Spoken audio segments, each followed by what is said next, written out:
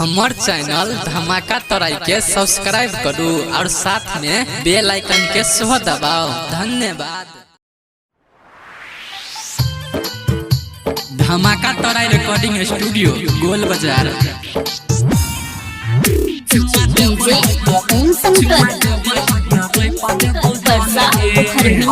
के छौड़ी कोई देबो काटो बात मान के छौड़ी कोई देबो काटो बात मान के चुमा देबो ही तो रोई प देबो धान गे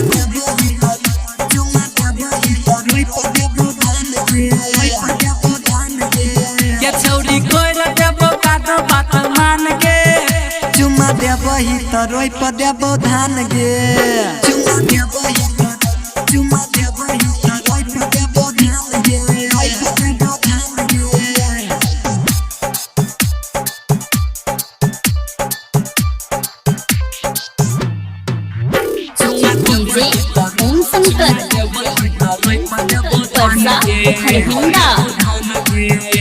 के बाइना देबो मुठी उखाइर देबो बिया हमारा बनाल तू अपन गे पिया के पाइन देबो मुठी उखाइर देबो बिया हमारा बनाल तू अपन गे पिया के दई छियो तोरा या जुआन गे के दई छियो तोरा या जुआन गे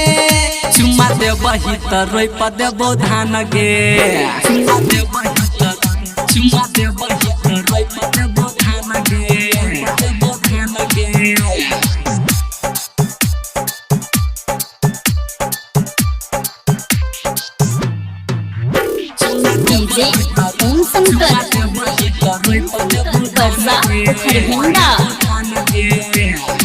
एक कट्ठा खेत चाहे छौ एक बीघा भर दिन लगत ई रोई प देबो सबटा